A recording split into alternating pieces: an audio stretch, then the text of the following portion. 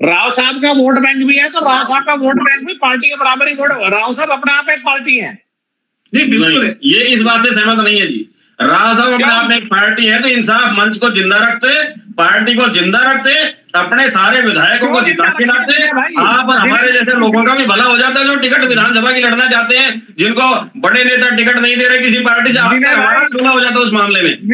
विनय भाई आप सुनिए प्लीज, मरीज भाई सुनिए, आपकी सुनिए ना मैंने, आप सुनिए मेरी बात को। आपने कहा राव साहब बहुत बड़े नेता है, रोहतक लोकसभा में प्रभाव है उनका, रोहतक में पूरा प्रभाव है, रोहतक में प्रभाव उतना है, अगर किसी कैंडिडेट को जिताए हरा सकते हैं, पर वो खुद रोहतक से नहीं जीत सकते, इतना ही प्रभाव उनका भिवानी में है। अब वो किसी को हराया जिता सकते हैं, मगर वो खुद वहां जाके चुनाव जीतने का मादा नहीं रखते। अगर इतना ही मादा रखते हैं तो अहीरवाल की 2 सीटें हो जानी चाहिए थी ना। राव साहब जाते भिवानी से चुनाव जीतते, यहाँ से किसी दूसरे अहीर को टिकट दिलवाते और यहाँ से अहीर को जिता के लेके जाते। 2 सीटें क्यों नहीं हो सकती हमारी लोकसभा के अंदर, बताइए अहीरवाल की।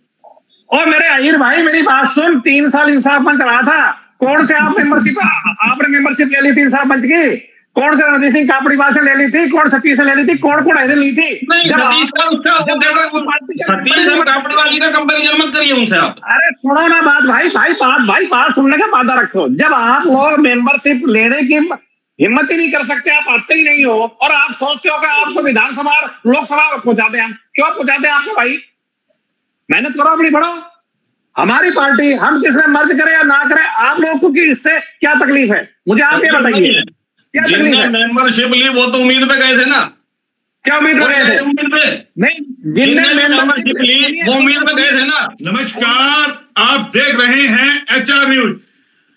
बात करें टिकटॉक को लेकर के, लोकसभा चुनाव की जैसे सरगर्मी है उसी पे बातचीत करेंगे। और बातचीत करने के लिए आज के पैनल में हमारे साथ जो लोग बैठे हैं उनका परिचय करा देता हूं। BD अग्रवाल जी हैं, वरिष्ठ पत्रकार हैं जो हमारे साथ जुड़े हैं। साथ के अंदर प्रवीण राव बोवी जी हमारे साथ जुड़े हैं, और एडवोकेट हरीश यादव जी जुड़े हमारे साथ। साथ के अंदर है विनय यादव जी, पूर्व पार्षद है। और चर्चा करेंगे गुड़गांव लोकसभा सीट, यानी कि जो हरियाणा की लोकसभा सीटें हैं उनको लेकर के, क्योंकि बीजेपी ने 195 सीटें घोषित कर दी, लेकिन हरियाणा का नंबर नहीं आया है। लेकिन वहीं कांग्रेस में भी मारामारी जो है टिकटों को लेकर के माता बच्ची हो रही है, उस पर चर्चा करेंगे। सबसे पहले BD जी, जो चर्चाएं हैं लोकसभा चुनाव को लेकर, आप पत्रकार हैं, सारी चीजें आपके सामने होंगी। क्यों दोनों में देरी हो रही है? चुनाव की घोषणा कभी भी हो सकती है। बीजेपी ने 195 कर दी, कांग्रेस ने अभी तक एक भी नहीं करी। वजह क्या लगता है माथा बच्ची? देखिए मोहनलाल जी, इस समय कांग्रेस की हालत बहुत खराब है। और जो है ना, अपने अगर मैं यहाँ की बात करूं गुड़गांव लोकसभा की, तो यहाँ कोई दावेदार भी नहीं है। कैप्टन साहब बैक मार गए हैं, उनको टिकट पहले लेनी चाहिए थी, मगर उन्होंने पता नहीं क्या कारण रहा कि उन्होंने हाथ खड़े कर दिए कि मैं चुनाव नहीं लड़ूंगा। तो अभी कोई ऐसा कद्दावर नेता सामने नहीं आया है कि जो कांग्रेस की टिकट पर चुनाव लड़ सके। हालांकि एक जो है अपने समाज सेवी कह सकते हैं उनको, उन्होंने अपना नॉमिनेशन भेजा है वहां पर कि मैं चुनाव लड़ूंगा। महेंद्र छाबड़ा जी हैं जो पहले पत्रकार भी रहे हैं और अब उद्योगपति भी हैं, तो उन्होंने अपना नाम भेजा है। लेकिन ऐसा कोई बड़ा चेहरा सामने नहीं आ रहा है, और ये क्यों नहीं आ रहा है, ये बड़ा मंथन का विषय है। तो वो तो कांग्रेस, वो तो बीजेपी ने भी अभी नहीं किया है। नहीं, बीजेपी करेगी। बीजेपी देखिए, बीजेपी ने एक लिस्ट फाइनल तो कर दी है ना जी। अब दूसरी लिस्ट बीजेपी करने जा रही है, वो जल्दी आजकल में मेरे ख्याल से हो जाएगी। और लेकिन कांग्रेस को भी अपने पत्ते खोलने चाहिए। कांग्रेस किस दुविधा में फंस रही है, ये सोचने वाली बात है। नहीं, दुविधा किस बात की है? वजह क्या लगता है आपको? देखिए, कांग्रेस की हालत जो है इस वक्त खराब है। कोई भी दावेदार मुझे नहीं लगता कि वो ये सोचेगा कि मैं हार जाऊं। वो सोचता है कि हार। आप खराब बता रहे हैं, कांग्रेस के पास खोने को क्या है? बचाना तो बीजेपी को है। बीजेपी के पास 10 की 10 है, तो बचाना बीजेपी को है। कांग्रेस को क्या करना है? कांग्रेस को तो जो 2, 4, 5 मिल जाएगी वो बीजेपी का नुकसान ही करना है। तो कांग्रेस की हालत तो पहले भी ऐसी थी, तो तकलीफ तो बीजेपी को ज्यादा होनी चाहिए आपके हिसाब से। तो भाई वो अपना कैसे बचाए? बीजेपी में भी एक ही सीट की मारामारी हो रही है। पिछले दिनों आपने देखा होगा, रेवाड़ी से हर छोटे बड़े नेता को जोड़ा जा रहा है, 150 ज्वाइनिंग हो रही है, पकड़ के लाया जा रहा है, चाहे सतीश हो चाहे कापड़ीवास हो, तमाम लोगों को जोड़ा जा रहा है, चाहे संधि हो, तो फिर बीजेपी में मारामारी एक एक सीट के लिए। तो नहीं, बीजेपी में मारामारी नहीं है। बीजेपी तो अपना एक परिवार को बढ़ाने की कोशिश कर रही है, जैसा कि हम देख रहे हैं। ठीक है, लेकिन कांग्रेस का जो पहले कुनबा बढ़ा हुआ था, अभी आप देखो कि कांग्रेस के कुनबे में आपका नेटवर्क नहीं आ रहा। एक मिनट रोकना चाहूंगा, हरीश जी आपका नेटवर्क नहीं आ रहा, क्या बात है? हरीश जी का नेटवर्क चला गया। जी आप कंटिन्यू रहिए। जी, जैसा कि आप देख रहे हैं कि भाई बीजेपी जो है वो तो अपना लगातार घोषित कर रही है और चरण वाइज वो घोषित कर देगी। लेकिन कांग्रेस में सबसे बड़ा सवाल ये है कि अभी तक कांग्रेस का जो व्यक्ति है कोई भी आगे नहीं आ रहा है। वो क्यों नहीं आ रहा है, ये सबसे बड़ा सवाल हम सबके सामने आ रहा है। तो भाई दान सिंह आगे आ रहा था, दान सिंह को लेके कैप्टन साहब ने नाराजगी जाहिर की है, भाई वो अपने इलाके में करे। फिर कैप्टन साहब का तो कहना है, बोला मैं जो एप्लीकेशन मांगी जा रही है मैं एप्लीकेशन दूंगा, कि वो नाराजगी है, वो पार्टी के अंदर बैठ करके सुलटेंगे वो लोग। पार्टी के अंदर तो सुलटेंगे, लेकिन पार्टी कम से कम अपनी दावेदारी तो जताए ना कि भाई मैं दावेदार हूं। उन्होंने दान सिंह पे तो विरोध कर दिया, लेकिन अपनी दावेदारी पे तो नहीं करा कि मैं दावेदार हूं, मैं अपना नॉमिनेशन कर रहा हूं।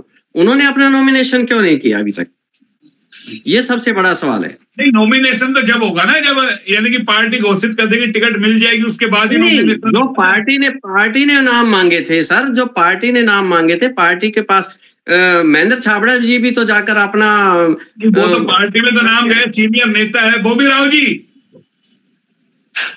जी बोला जी, सुन पा रहे हैं? हाँ जी भाई अभी बीजेपी ने भी नहीं करी है, कांग्रेस ने भी नहीं करी है। हरियाणा से क्या दिक्कत है, क्या परेशानी है दोनों को? देखो जी, दिक्कत कुछ नहीं है, बीजेपी की तो ऑलमोस्ट फाइनल है। पहली लिस्ट आ चुकी है 195 की, अब दूसरी लिस्ट आएगी, इसमें हरियाणा के नाम आ जाएंगे, उसमें कोई संशय की बात ही नहीं है। लेकिन बीजेपी में जो भगदड़ मच रही है वो भी तो चिंता का विषय है।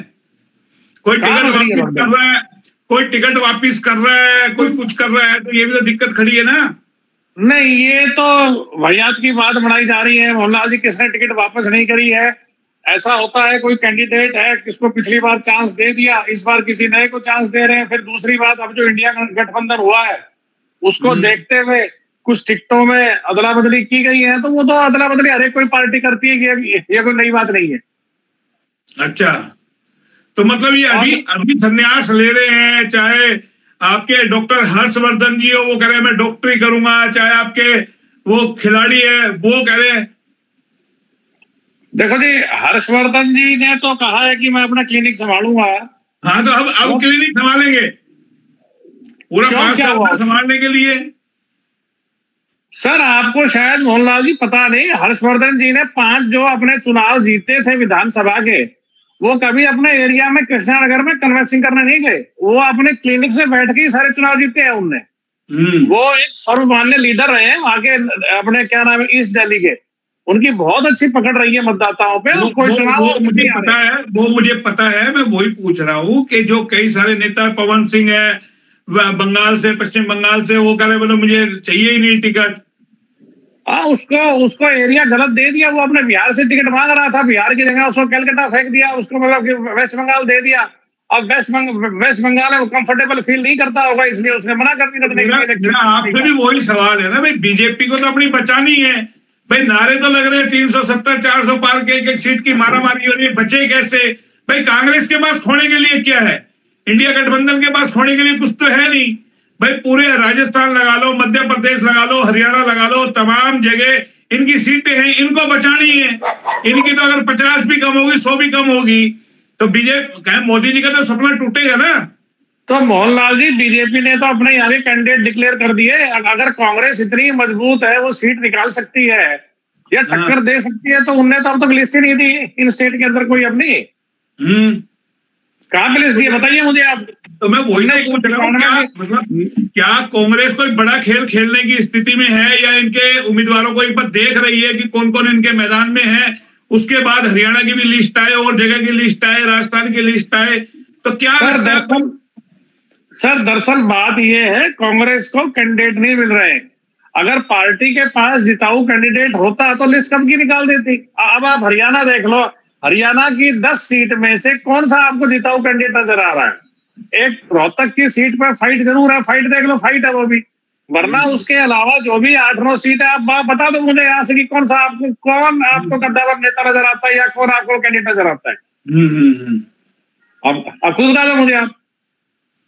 लेकिन अगर कोई बड़ा चेहरा गुड़गांव से आ गया, चाहे सुनने में आ रहा है कि राज बब्बर को गुड़गांव लोकसभा सीट से उतार दे, तो क्या लगता है कुछ प्रभाव पड़ेगा? मोहनलाल जी, राव इंद्रजीत सिंह अपने इलाके में बड़े प्रिय नेता हैं, उनके खिलाफ कोई भी आके इलेक्शन लड़ ले, कोई दिक्कत ही नहीं है, हमें किसी प्रकार की कोई दिक्कत नहीं है। जी राज बब्बर आ जाए, चाहिए और कोई बब्बर लिया हो आप यहाँ से, इसमें कोई सवाल ही पैदा नहीं होता है। तो राव साहब की भी तो कंफर्म होनी है ना, जब आप ये थोड़ा ना कर सकते राव, हो सकता है आरती राव को मिल जाए। नहीं, राव साहब इलेक्शन लड़ेंगे, आपको कई बार एक बात बता चुके हैं कि इलेक्शन राव साहब ही लड़ेंगे लोकसभा का इस बार। लेकिन बीडी जी हमारे साथ है। बीडी जी, आपको नहीं लगता राव के लिए बड़ी चुनौती बेटी को स्थापित राजनीति में करना है? नहीं, निश्चित रूप से मोहनलाल जी ठीक है, निश्चित रूप से बेटी को स्थापित करने के लिए बड़ी चुनौती है। लेकिन परवीन भाई जी आप बिल्कुल ठीक कह रहे हैं कि उनको टिकट फाइनली है, क्योंकि जब यहाँ मोदी जी आए थे तो भी इशारा करके गए हैं कि राव मेरे मित्र हैं, और उन्होंने स्पष्ट रूप से इशारा दिया है, तो राव को इग्नोर नहीं किया जा सकता। आप इस बात को समझते हैं अच्छे खासे। और रही बात कांग्रेस की, तो कांग्रेस के पास वास्तव में कोई भी डूबते हुए जहाज पर सवार नहीं होना चाहता, ये आप मान लीजिए। कोई भी ये सोचेगा डूबता हुआ जहाज है, उससे उड़ जाओ तो उड़ देंगे। जैसे कि कई बार उल्टा होता है। 2019 के विधानसभा चुनाव में आपने देख लिया होगा रेवाड़ी की सीट पे कि भाई ये 75 पार और क्या हसर हो गया, वो आपने भी देखा होगा। भाई ओरा खड़ा किया जाता है, वो ओरा कई बार फ्लॉप भी तो हो जाता है। कहीं ऐसा तो नहीं है ये 370 400 पार 19 की तरह हो जाए कि 200 पौने 200 पे आके सिमट जाए, भाई रोड़ा ज्यादा बचाया जाए। देखिए ये तो भविष्य की बात है, मगर मैं कांग्रेस की बात करता हूं। कांग्रेस ने एक नारा दिया था कि लड़की हूं, लड़ सकती हूं, मगर जो उनकी लड़की थी वही पार्टी को छोड़कर चली गई। आप समझ सकते हैं जिन्होंने नारा दिया था। देखिए राजनीति है ये, राजनीति में कब कौन छोड़ के चला जाए। विनय जी हमारे साथ है, एक बार विनय जी से जान लेते। विनय जी, 2 को तो आपने सुन ही लिया। मोहन जी बिल्कुल, मेरे बड़े भाई बीडी अग्रवाल जी और परवीन जी ने अपने अपनी बातें रखी, बहुत अच्छी रखी हैं। और क्या है, भारतीय जनता पार्टी ने 195 कैंडिडेट की पहली लिस्ट जारी की। अगर हम जितने भी भाजपा से जो समर्थित आदमी हैं, वो ये मान ले कि 195 की लिस्ट उनकी जारी की गई है जो जीतने की कगार पे हैं, या जिन पे कोई दुविधा या पेच नहीं फंसा हुआ था। तो मैं एक चीज जानना चाहता हूं, क्या नितिन गडकरी जी, हमारे माननीय सांसद राव इंद्रजीत जी उस श्रेणी में नहीं आते हैं? अगर जिन पे पहले से पार्टी को विश्वास हो कि हम इनकी लिस्ट जारी कर देंगे, तो यहाँ किसी तरह की कोई भगदड़ या दुविधा या संशय नहीं है, या कोई दिक्कत परेशानी नहीं होगी। ये एक सबसे पहले सोचने का विषय तो ये है। अब दूसरा पहलू आता है, अब बिल्कुल यकीनन मैं बीडी जी की बात से सहमत हूं, कांग्रेस के पास इस समय जीतने वाले उम्मीदवार कम है, इसलिए वो लिस्ट जारी नहीं कर पा रहे हैं। पर उसके भी 2 पहलू हैं। 2014 का जब चुनाव हुआ था, उस समय भारतीय जनता पार्टी के पास भी जीतने वाले कैंडिडेट नहीं थे। वो और पार्टियों से पलायन करके किराए के जो यात्री लाए थे, उनको चुनाव में उन्होंने उतारा था, उनसे भारतीय जनता पार्टी सत्ता में आई थी। अब वही पैटर्न हो सकता है कांग्रेस अपनाना चाह रही हो। जिन भी लोगों को भाजपा से अन्य दलों से टिकट ना मिले, वो वेट एंड वॉच की राजनीति कर रही हो। अब वहां जो जीतने वाले कैंडिडेट है, जिनका जनाधार है, जिनका अपना बूथ है, अगर उनको वहां दरकिनार किया जाता है, तो हो सकता है वो उनको टिकट के लिए ऑफर दे सकती है, उनको उनके विपक्ष में, उनके सामने मैदान में उतार सकती है। ये भी एक राजनीति का गेम प्लान है। अब दूसरी सबसे बड़ी बात क्या है, केवल भाजपा ने टिकट की जो ज्यादा घोषणा की वो उन स्टेटों में की है जहां उनकी पूर्ण रूप से सरकार है। तो वहां जो वर्कर है वो दबाव में है। जो ऊपर के टिकट वितरण कमेटी ने जो फाइनल कर दिया, उनके खिलाफ वो अपील कम ही कर पाते हैं, क्योंकि पार्टी कहीं ना कहीं कई तरह के दबाव में वर्करों को रख रही है, रखती भी है। क्योंकि भाजपा में इस तरह का जो चलन चल रहा है, जब वो अन्य विपक्षी दलों के पास ईडी सीबीआई भेज कर डरा सकती है और उनको अपने पार्टी में शामिल करा सकती है, तो उनके जो अपने नेता हैं, जिनकी सारी फाइलें कच्चा चिट्ठा उनके पास है, उनकी तो बोलने की औकात ही नहीं है पार्टी के विरोध में। कैसे बोल पाएंगे वो? केवल जो निजी जिनमें अपना मादा दम है वो विरोध कर रहे हैं। नितिन गडकरी को टिकट नहीं, मोदी से मिलने का विरोध जताया।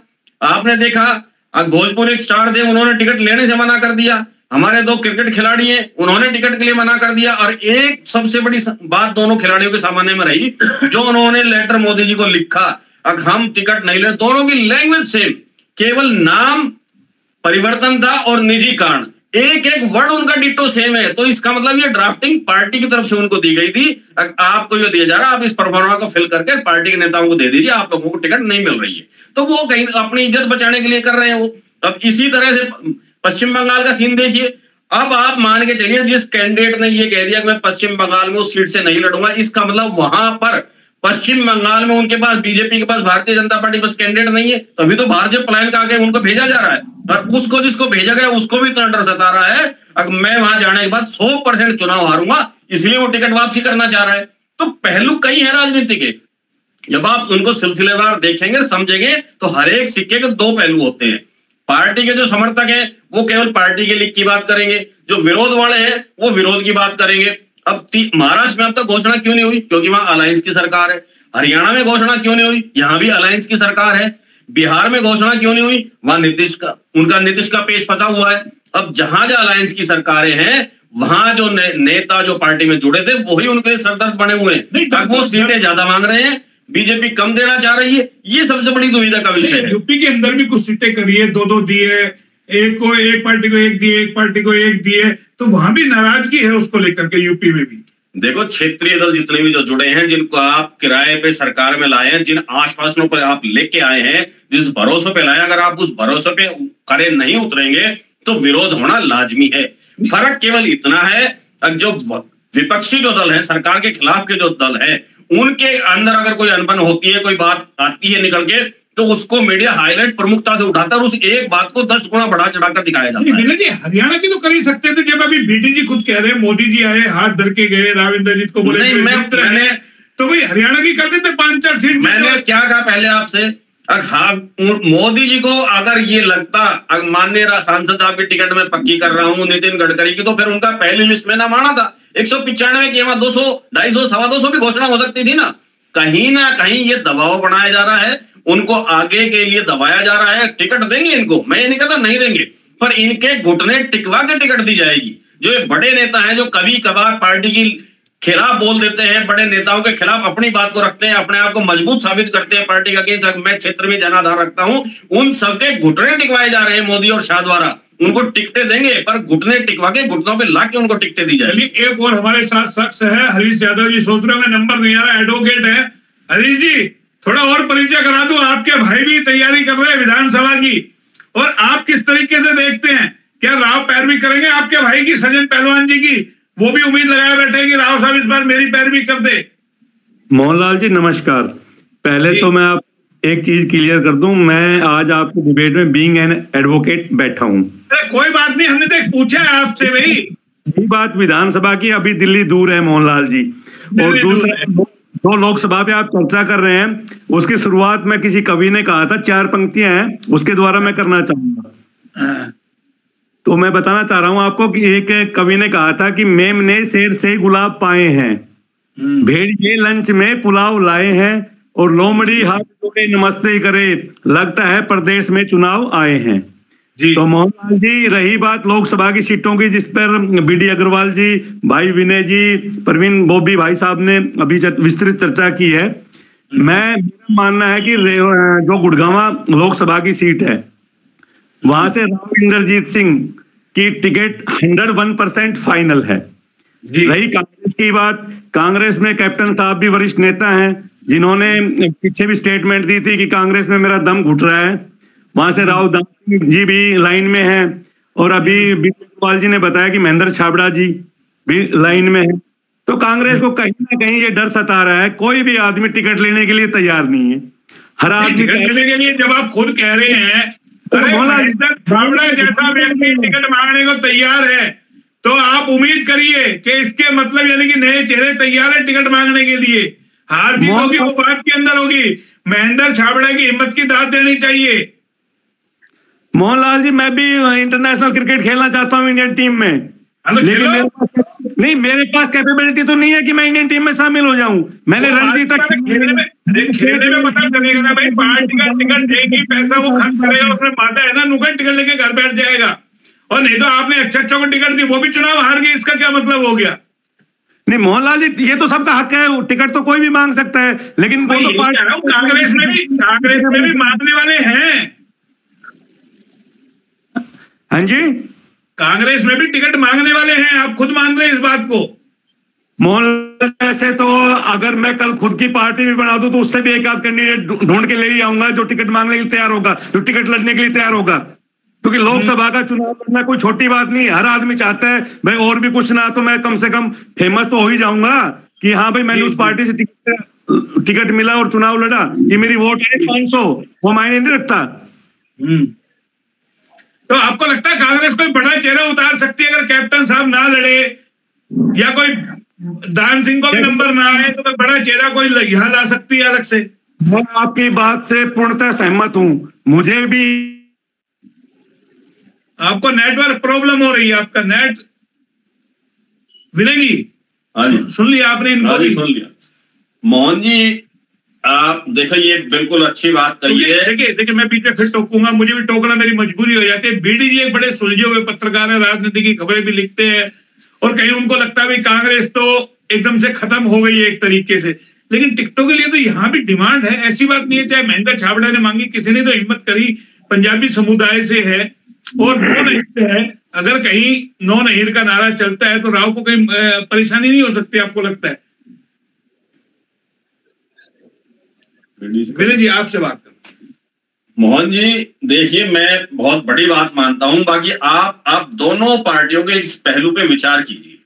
अगर भारतीय जनता पार्टी की रेवाड़ी सेफ सीट है और इस सेफ सीट के ऊपर भी टिकट मांगने वालों की कोई लाइन नहीं है, केवल सांसद साहब की टिकट है जो मांग रहे हैं, इसके अलावा कोई लाइन नहीं टिकट मांगने वालों की। इसका मतलब पार्टी के जितने भी जो एमएलए के दावेदार हैं या पदाधिकारी हैं या इस गुड़गांव लोकसभा में आते हैं, उन किसी में इतना मादा नहीं है, इच्छा शक्ति नहीं है कि वो चुनाव लड़ सके, चुनाव के लिए टिकट मांग सके।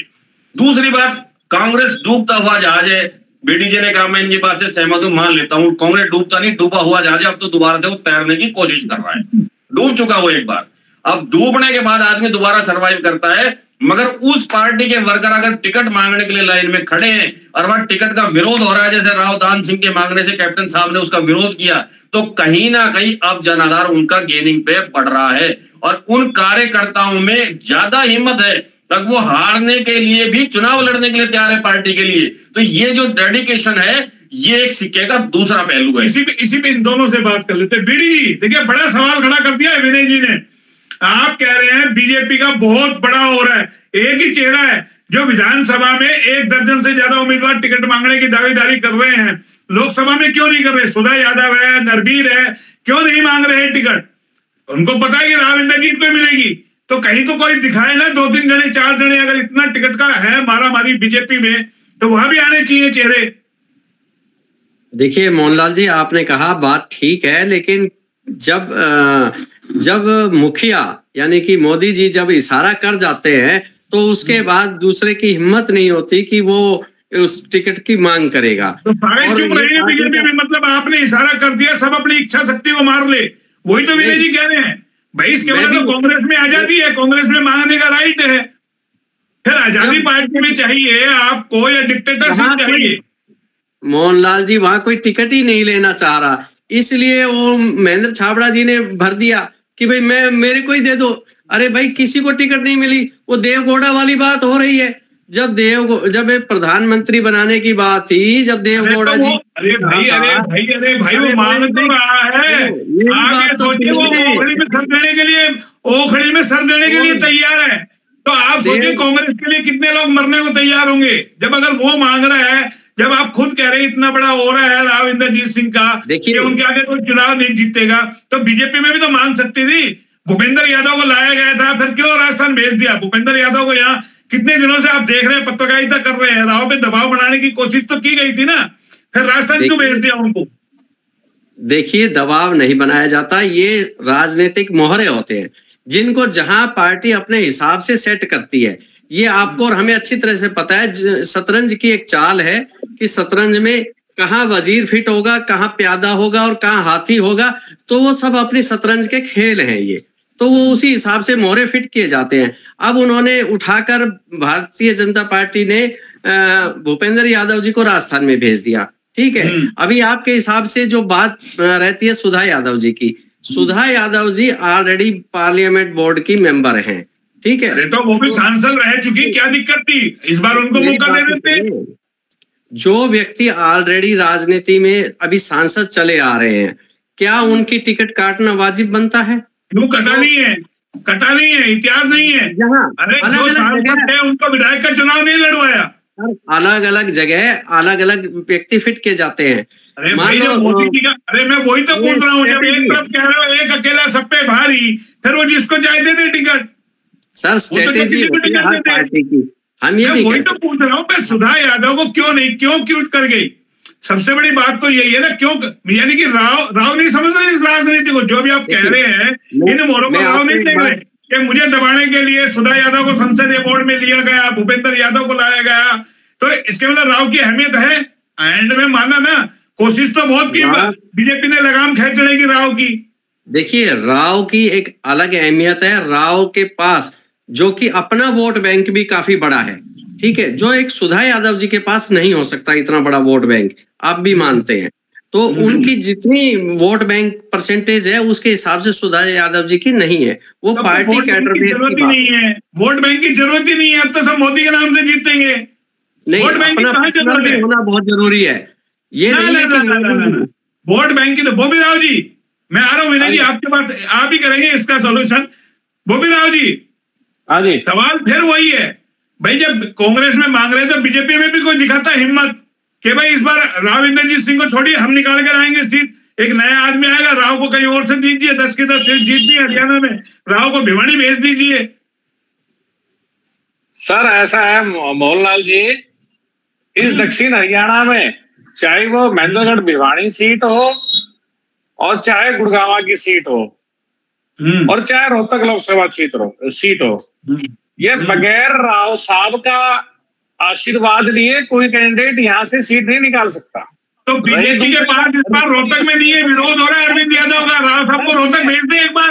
सर सुनिए सर बात सुनो ना आप, हम रोहतक क्यों जाए? हमारी सीट हमें यहाँ बैठे हैं अहिरवाल के अंदर, मगर हम अहिरवाल में बैठ के रोहतक का भविष्य लिखने का वादा रखते हैं, रोहतक लोकसभा क्षेत्र का भविष्य लिखने का वादा रखते हैं। पहली बात एक ये। दूसरी बात, जो आप कह रहे हैं कि भाई बीजेपी के फार्म भर लेते हैं, ये आ जाते हैं वो आ जाते हैं, ये जो है ये सारे बरसाती पेंडक है। मैंने आपको कल भी कहा था कि ये गली मोहल्ले के लीडर है, इनकी 5000 2000 4000 ये लोकसभा के लायक नहीं है, ये तो विधानसभा के लायक भी नहीं है कैंडिडेट ये। और रही बात कांग्रेस की, आप जो कांग्रेस का नाम ले रहे हो, मैं आपको चैलेंज कर रहा हूं, कप्तान अजय सिंह, भाई दान सिंह, महेंद्र छाबड़ा और भी 4-5 जोड़ लो, इन सबकी सामूहिक रूप से एक फार्म भरवा दो और राव साहब के खिलाफ इलेक्शन लड़वा दो, ये फिर भी इलेक्शन हारेंगे।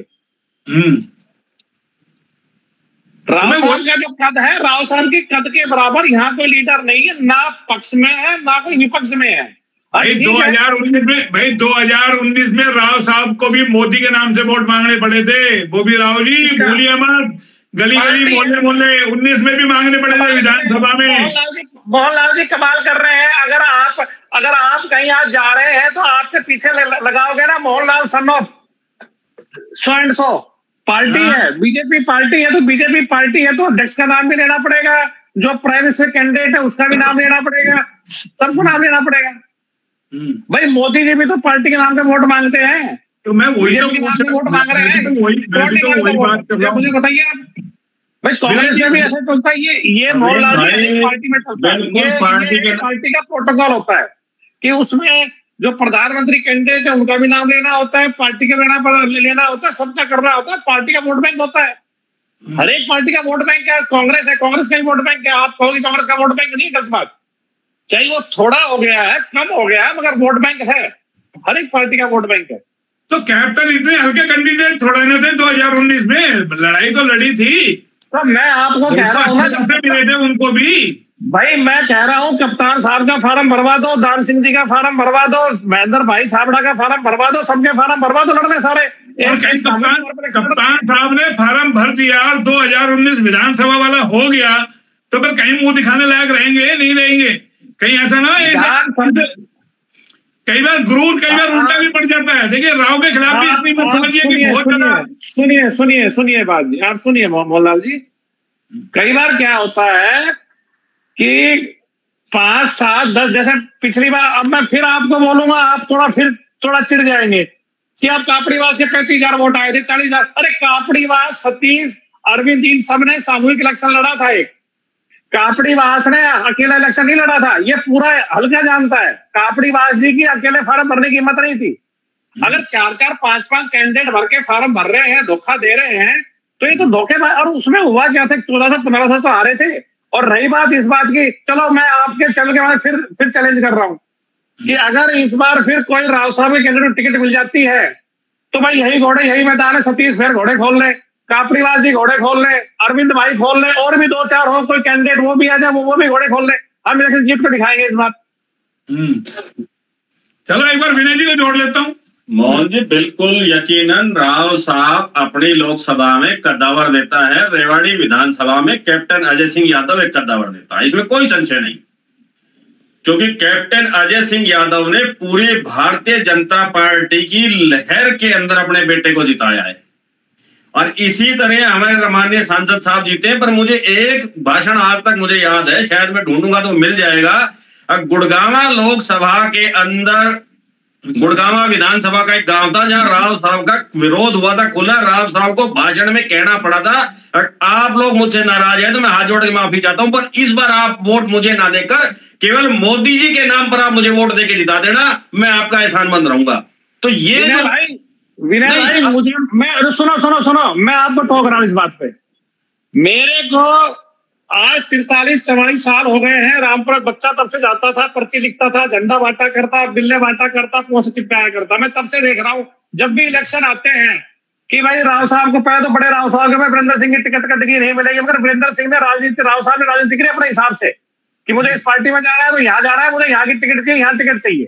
उनने निपटाया आदमी। नेताजी जब भी कांग्रेस में रहे, राव इंद्रजीत सिंह जी, तो पक्के सच्चे सिपाही बन के रहे, तब भी यही चलता था। लेकिन की बात कर रहे हो, राम वीरेंद्र जी की इंदिरा गांधी खुदाई थी। सर सुनिए ना, सर सुनिए, नाराजगी रहती है वोटर्स की, मगर हमने वोटर्स पे जाके बिल्कुल कोडे नहीं हो एक अब यहाँ से। हाँ ठीक है भाई, इतना बड़ा क्षेत्र है, 25 लाख वोटर है। आज गुड़गांवा लोकसभा क्षेत्र में 25 लाख वोटर है, तो भाई सांसद नहीं जा पाता। कोई छोटा मोटा गांव होगा जहाँ कोई कॉलोनी का वार्ड होंगे, उसमें नहीं जा पाते होंगे, तो आदमी का विरोध रहता है। तो उसमें पार्टी से लड़ रहे हैं, तो क्या कहते हैं भाई कि भाई मुझसे नाराज है, कोई बात नहीं, पार्टी से नाराज तो नहीं हो, पार्टी के लिए वोट दो। इसमें मैं वही पूछ रहा हूँ, मैंने भाई क्या गलत कह दिया?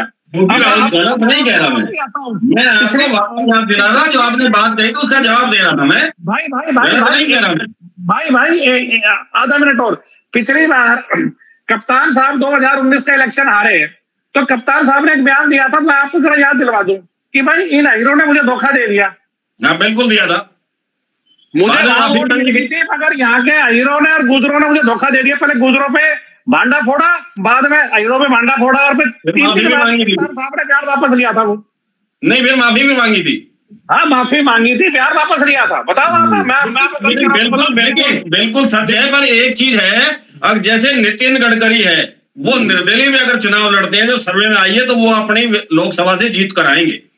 पर चल क्या रहा है भारतीय जनता पार्टी के अंदर, अब जितना मुखर होके विरोध के अंदर हमारे सांसद साहब हुड्डा साहब के खिलाफ या कांग्रेस के खिलाफ बोल सकते थे, वो पहली योजना में तो जरूर बोले थे, पर इस दूसरी योजना में भारतीय जनता पार्टी की योजना के अंदर उनका जो मुखर होके बोलने का था, उनका अपना ओरादा अहम था, उसको पार्टी ने पूरी तरह से दबा दिया है। उनको बोलने नहीं दिया जाता है, वो कुछ भी बोलना चाहिए, इलाके के विकास के लिए अपनी निजी बात रखना चाहिए। हमेशा चारों तरफ से घेर की तरह घेराबंदी की गई है, अब वो दबाव में है पार्टी के, मोदी जी के। मैं तो 10 साल से यही देख रहा हूँ, 10 साल से कोई ना कोई भानना चाहिए राव साहब के खिलाफ बोलने के। राव साहब बोलने खिलाफ की बात नहीं, राजनीतिक चर्चा हो रही है, खिलाफ की बात नहीं है। परवीन भाई, आप आपको निजी बदल लीजिए अपने ऊपर, इसके ऊपर आप समर्थन ज्यादा आपको निजी ना ले, ढीले बैठ के चलता रहता है। बोबी राव जी कोई किसी के खिलाफ नहीं है, ये चुनावी, बोबी राव जी कोई किसी के नहीं है, चुनावी चर्चाएं हैं ये। देखिए दोनों कद्दावर नेता है, चाहे कैप्टन हो चाहे राव इंद्रजीत सिंह हो, दोनों है पार्टी का भरोसा ही, अपने दम पे दोनों कोई नहीं जीत सकते। अगर दोनों निर्दलीय लड़े तो सांसद नहीं बन सकते ना, वो विधायक बन सकते। पार्टी के अंदर पीछे है, ये मान के चलिए आप।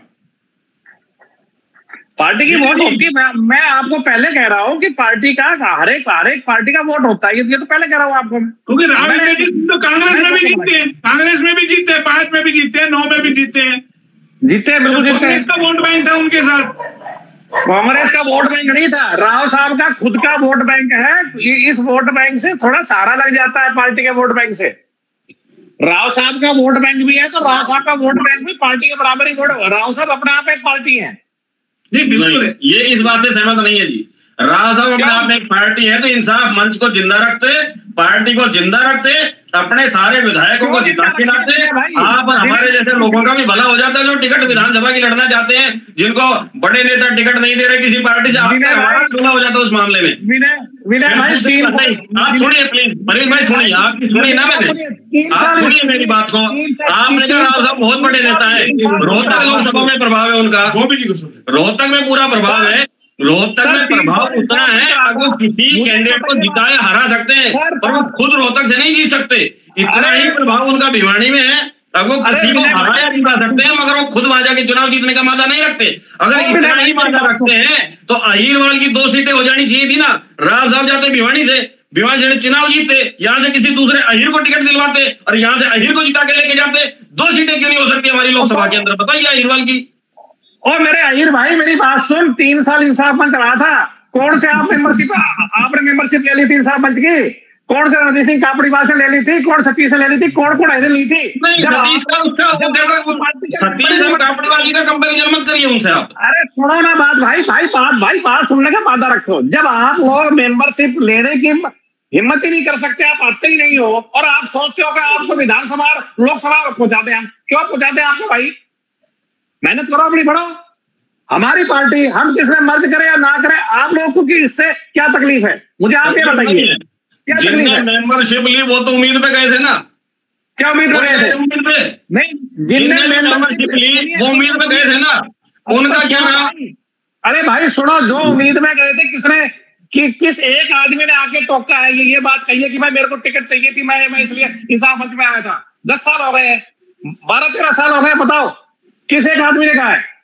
दुनिया के इंसाफ मंच से विधानसभा के सर, इंसाफ मंच के सारे आदमी, जब राव साहब ने मर्जर के लिए कहा, सबने हाथ खड़ा कर कहा था मर्ज कर, इसका मर्जर कर दो बीजेपी में, और एक आदमी ने आज तक विद्रोह नहीं किया है। एक आदमी ने आज तक नहीं कहा कि हम खिलाफ थे इस बात के। कोई एक आदमी आ जाता, बता दो। और रही बात, तो आप लोग तो बाहर बैठ के ताली बजाने वाले हो कि भाई हो गया, राव साहब ने ये कर दिया तो क्यों कर दिया, नहीं करा तो क्यों किया, बीजेपी में चले गए तो क्यों चले गए, कांग्रेस में आ गए तो क्यों आ गए। आप लोगों को तो कामयाबी से 43 साल तो मुझे देखते हो गए, आगे और देख लेंगे 20-30 साल, हमें इससे कोई फर्क नहीं पड़ता है। राव साहब का एक कद है, मतदाताओं में लोकप्रिय है, राव साहब के वर्कर बड़े मजबूत है, तो हमें किसी प्रकार की कोई टेंशन नहीं है। कोई कुछ भी बोले, कोई कुछ भी ना करे, टिकट के हम टिकट के लिए निश्चिंत है। हमें 100 इलेक्शन लड़ेंगे और इलेक्शन जीतेंगे हम। नहीं, अरे आप बोबी जी बिल्कुल ठीक कह रहे हैं, हमारी को नाराजगी थोड़ा है। हम कब कह रहे हैं राव साहब का कद नहीं है? हमने 20 बार खबर में कहा राव साहब का कद है, जब बीजेपी को झुकना पड़ रहा है। 19 में टिकट राव की मर्जी से बटी, सबको पता है। हम कब मना कर रहे हैं? हम तो खुद कहते हैं हमारे अहिरवाल का इतना बड़ा नेता जिसका इतना बड़ा कद है, ये जो मोदी जी को यहाँ लिया है मार्च में, ये बताइए एम्स का शिलान्यास करा दिया, नहीं है एम्स थोड़ा ना बनता। मैं तो खुद बार बार इस चीज को कहता हूं। लेकिन बीडी जी, एक बड़ा सवाल ये है ना कि एक चुनौती भी है, जो फिर मेरा सवाल घूम किया जाता है। अगर इंसाफ मंच आज होता तो आरती राव को राजनीति में स्थापित करना ज्यादा दिक्कत थोड़ा ना होती। बीजेपी ने 14 में टिकट नहीं दी, 19 में नहीं दी, तो नहीं लगता कि राव बड़ी गलती कर चुके भाई, वर्करों के चक्कर में आकर के पार्टी का मर्ज कर दिया। और इतना बड़ा कद होने के बावजूद, क्योंकि कैप्टन रणजीत सिंह यादव अपने बेटे को स्थापित कर चुके, भाई जनता तो सवाल करेगी ना। अहिरवाल की जनता, अहिरवाल का नेता है बड़ा, तो उनके तो वर्करों को चिंता है, क्योंकि आज वर्करों से बात करो, बोला बात तो ठीक है आपकी, देखिए, मैं यही कहना चाहूंगा कि कैप्टन अजय सिंह यादव जी को चुनाव जरूर लड़ना चाहिए लोकसभा का, क्योंकि कार्यकर्ता मायूस हो जाएंगे और उनको पूरा भरोसा है। हार जीत तो देखिए अलग बात है, हार जीत पे नहीं जाना चाहिए, लेकिन कैप्टन यादव जी को फार्म जरूर भरना चाहिए। उनको अपना दावा जता देना चाहिए कि मुझे चुनाव लड़ना है, और इससे कहीं ना कहीं कांग्रेस पार्टी को भी बल मिलेगा, क्योंकि जो छोटे से छोटा कार्यकर्ता है उसको भी लगेगा भाई हार जीत तो एक अलग मैटर है, हार जीत से हमारे पीछे, हाँ, लेकिन लड़ाई लड़नी चाहिए, पीछे नहीं हटना चाहिए। मेरा सवाल खा गया आप, जो मैंने सवाल किया उसका जवाब नहीं मिला मुझे। जी बताएं। पीछा मैं भी नहीं छोड़ने वाला। नहीं, रही बात आप आरती राव जी की और उनकी बात कर रहे थे, तो मैं ये कहना चाहूंगा आरती राव जी विधानसभा के चुनाव लड़ेंगी, हो सकता है पार्टी उनको विधानसभा में कहीं ना कहीं से उतार देगी। 2 टिकट फिर वही दिक्कत खड़ी हो जाएगी, 2 टिकट कैसे मिल जाएगी? मोहनलाल जी, मैं ये नहीं कह रहा रिवाड़ी, जहां तो पार्टी परिवारवाद नहीं हो जाएगा क्या? अरे जब पिता को मिल गई, बेटे को मिल गई, दुनिया में परिवारवाद के आरोप लगाते हो, फिर अपनी बारी आए तो परिवारवाद खत्म हो जाएगा। सवाल तो फिर वही बड़ा हो जाता है हर बार आकर के। जब 14 में नहीं दी, 19 में नहीं दी, 24 में कैसे दे देगी पार्टी 2-2 टिकट? देखिए, ऐसा कई जगह हुआ भी है कि टिकटें दी गई हैं, ऐसा मानो भाजपा में भी परिवारवाद है, मानो ना फिर परिवारवाद है, फिर झूठे भाषण क्यों देते हो? फिर दुनिया क्यों कहते हो कांग्रेस में परिवारवाद है? मोहनलाल जी, परिवारवाद उन्होंने ये माना है कि जी जो लायक है वो तो परिवारवाद कैसे करेगा, यही समझ उन्होंने ये कहा था। मैंने भी एक दिन क्वेश्चन पूछा था जो आप पूछ रहे हैं आज मेरे से, उन्होंने यही कहा था कि परिवारवाद की जो परिभाषा है वो मोदी जी कह चुके हैं कि भाई जो राजा का बेटा, जैसे सोनिया गांधी फिर राहुल गांधी, इस तरीके से परिवारवाद चलता है। ये यहाँ नहीं है परिवारवाद यार। अंडरस्टूड है, जिसकी पार्टी है वो देगा। कैसी बात कर रहे? मेरा बेटा पत्रकार बन गया, मैं उसको विरासत देख के जाऊंगा, इसमें परिवारवाद क्या हो गया? अगर मुलायम सिंह की पार्टी है वो अखिलेश को देगा, लालू की है वो अपने बेटे को देगा, दूसरे को दे दे, आपकी पार्टी आपको दे दे, पार्टी बना दे। बीजेपी को कहते आप संभाल लो जी हमारी पार्टी, या बीजेपी कल कहते कि जी आप संभाल लो हमारी पार्टी। राजनाथ के बेटे को टिकट मिलती है, अमित शाह का बेटा बीसीसीआई का अध्यक्ष है, अपनी बारी आए तो यानी कि मीठा मीठा गप गप और कड़वा कड़वा थूथू। ऐसे मत करो ना, जो सच्चाई है वो बोलो। हाँ, वहां भी परिवारवाद है। ये सवाल उठाया जा चुका है, मैंने भी उठाया था आपके बताओ ना, उसका जवाब मिला क्या? फिर घुमा करके बोलो नहीं हम तो उसको परिवारवाद मानते हैं, हम तो उसको परिवारवाद मानते हैं। अरे भाई, जिसकी औलाद होगी, आप अपने बेटे को विरासत देंगे नहीं देंगे? आपका बेटा आपकी पत्रकारिता संभालना नहीं संभाल रखा, भेजता है प्रेस नोट बना करके, वकालत भी कर रहे हैं, फिर इसमें कल कह रहे हैं बीडी की परिवारवाद कर रहे हैं। मेरा जिसकी औलाद होगी वो काम करेगा। मेरे बाप दादा ने, हमारे दादा ने प्रिंटिंग प्रेस हमारे फादर को दी, फादर ने हमें दे दी, तो उसको बंद करते पीढ़ी दर पीढ़ी। आप बताओ, जिसकी औलाद होगी तो वो संभालेगी ना विरासत। तो बिल्कुल बिल्कुल। तो फिर ये थोड़ा ना, या तो फिर 2 टिकट दे तो मत कहो कि भाई वहां भी परिवारवाद है, लेकिन अपनी बारी आए तो मुंह फेर लो। वकील साहब, इस परिवारवाद पे आपसे सवाल कर रहा हूं, वकील हो आप, बताइए ईमानदारी से, आपका बेटा वकील बने तो गुनाह कर दिया क्या कोई? देखो मोहनलाल जी, अगर मैं वकील हूं और आगे अगर मैं अपनी विरासत अपने बेटे को सौंपता हूं तो इसमें कोई बुराई नहीं है, ये मेरा पर्सनल ओपिनियन है। रही बात राजनीति की, तो मोहनलाल जी ये भी जरूरी नहीं है कि अगर मैं एक छोटा सा एग्जांपल आपको देता हूं, आज अगर मेरे को अगर किसी प्रदेश का मुखिया बना दिया जाता है तो जरूरी नहीं है कि मेरे बेटे में भी वो एबिलिटी हो, मेरे बेटे में भी वो योग्यता हो कि कल को वो प्रदेश को संभाल सके। अच्छा, ना उसकी जगह किसी योग्य जो प्रदेश को संभाल सके उसको बागडोर सौंपी जाए। तो अमित शाह के बेटे में योग्यता है, बीसीसीआई का अध्यक्ष है, योग्यता तो नजर आती है आपको कहीं? देखो मोहनलाल जी, उस पे मैं तो कोई टिप्पणी करना नहीं चाहता, वो आपको क्या बात हो गई? वकील हो यार, कैसी बात कर रहे हो आप? पानी को तो पानी कहो। नहीं, पानी को पानी नहीं, मैं दूध को भी दूध कहूंगा और पानी को पानी भी कहूंगा। तो कैप्टन साहब के बेटे में योग्यता नहीं थी? सॉरी, कैप्टन साहब के बेटे में योग्यता नहीं थी? देखिए, कैप्टन साहब के बेटे में योग्यता थी, तभी तो वो रेवाड़ी का प्रतिनिधित्व कर रहे हैं, तभी तो पब्लिक ने है।